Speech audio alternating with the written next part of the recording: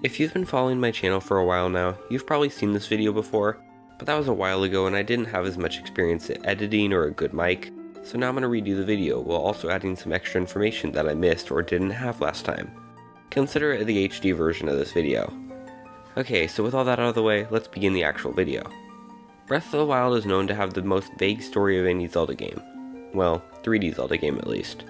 Now, this isn't always a bad thing, however it does lead to some important aspects of the story being brushed over. One such case of this is the fortune teller. Almost nothing is known about them. I mean, we don't know who they are, why the royal family trusted them, or if they ever had any other prophecies. However, in this video I'm going to try to cover all of these topics, so now, let's get into the theory. Almost immediately after starting a new game in Breath of the Wild, you will find an old man just sitting by a campfire. You meet him a couple times after that, and at first he seems to be just an ordinary old man. However, after completing the first 4 shrines for him in order to get his paraglider, he reveals himself to be none other than the King of Hyrule. The king then proceeds to tell you the story of what happened before and during the Great Calamity. We learn the reason they started excavating the Guardians was because a fortune teller informed them that the Great Calamity was coming. However, despite this person's obvious importance, as the King of Hyrule was willing to listen to them, we barely hear anything about them.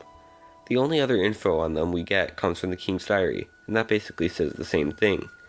People have suggested many options for who it might be, that it was Aster, that it was a random person that no one knew, even that it was a Yiga spy trying to get them to lose to Ganon. They obviously had to have some relationship with the royal family if the King of Hyrule was so willing to listen to that big of a prophecy. I mean, they said that the only way to defeat Calamity Ganon was to unearth the Guardians and Divine Beasts, just like in ancient times. Well, not exactly. Actually, their exact words were, as spoken by the King of Hyrule, "The signs of a resurrection of Calamity Ganon are clear, and the power to oppose it lies dormant beneath the ground." However, it never directly mentions the Guardians. Anyways, the royal family immediately begins the excavations, and if we look at the King's Diary, we can see that reports keep arriving regarding the excavation of relics. The fortune teller's predictions seem to be coming true. So things seem to be going well, but immediately after that, we learn that the queen dies. Coincidence? Well, I don't think so. Now, you may be wondering what the two events have in common. Well, what if the Queen of Hyrule was, in fact, the fortune teller who gave the prophecy? It would certainly explain why the king was so willing to trust her, as the women of the royal family typically have some sort of special power related to the Triforce and the fact that they are descendants of Hylia herself. However, if this was the case, why wouldn't the king refer to her as the queen when referring to her as the fortune teller? What reason would he possibly have to be so distant when referring to the fortune teller, even in his own diary? Well, it seems likely that the king would have wanted to keep her identity secret. We know that the Yiga are servants of Ganon and are very active in roaming around Hyrule. If they knew the queen was telling the people of Hyrule how to stop Calamity Ganon, then it's likely they would have planned an assassination attempt. We know they are willing to assassinate members of the royal family, as they attempt to do so in Urbosa's cutscene of the Champion's Ballad. It's ironic though, because despite the king's best attempts at secrecy, it appears that the information was leaked anyhow, and the queen dies. While it's never said in-game how she died, the King's Diary does state that it was sudden. Considering Zelda was only 6 at the time, the queen would have been fairly young, so health-related issues such as heart failure seem unlikely. And since it was considered sudden, it's unlikely that she died from some sort of illness, as those generally take time. It was considered shocking by the king, and since it had to have been basically instant, and almost certainly couldn't have been some sort of health issue, the most likely option seems to be murder.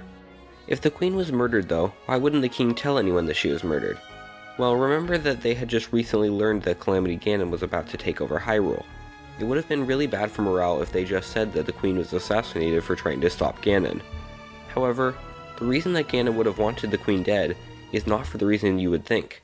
It's actually likely that Ganon would have wanted the Guardians to be dug up so that he could take them over. In fact, he may have already been planning on using them regardless of whether the Hylians excavated them or not. Remember, the pillars containing the Guardians would have still risen, and Ganon could have used those in his army.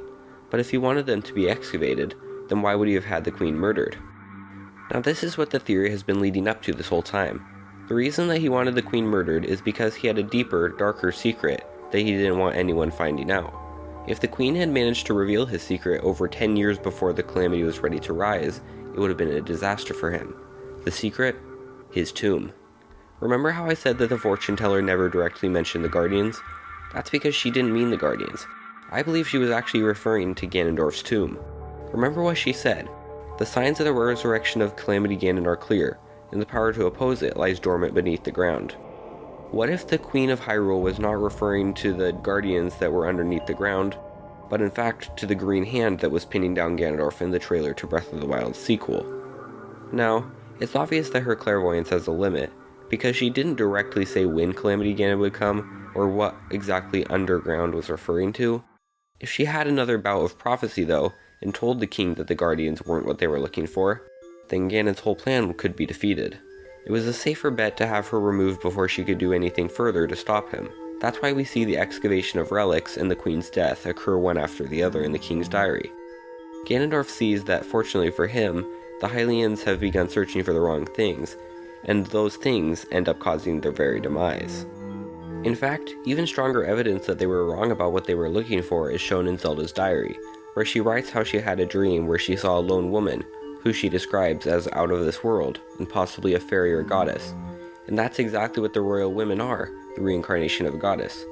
I believe the queen was reaching out and trying to warn Zelda to stop what they were doing before it was too late. Obviously though, she doesn't reach Zelda, and that's what leads to the events of Breath of the Wild. And that takes us to the end of this theory's arc, Breath of the Wild's sequel. In the trailer, we see Link and Zelda exploring in a cave deep underground. I think that it is probable that they realized what they did wrong in the first game and were attempting to fix it by doing what they were supposed to have done from the beginning. Beyond that, Zelda now has unlocked her sealing powers, and so she likely had a lot of the same abilities as her mother, and could have received a prophecy of her own. Obviously, something will go wrong like it always does, and that's what leads to the events of Breath of the Wild 2. Now, before I end the video, I just want to cover the popular idea that Aster from Age of Calamity is actually the fortune teller. This short section will contain some spoilers from Age of Calamity, so you can just click off the video if you don't want to see them, unless for some reason you really like my outros. Anyways, here we go. A lot of people seem to think Aster is a fortune teller because he also wields some sort of prophetic power. However, this is much different. His power can barely be called prophecy and is more dependent on his view of fate, showing him the outcome he wants to see. Not only this, but he relies on a malice-filled Tarako called the Harbinger, which was only created because in the original timeline, when Tarako went to the past, the malice followed him through and took over the Tarako from that timeline.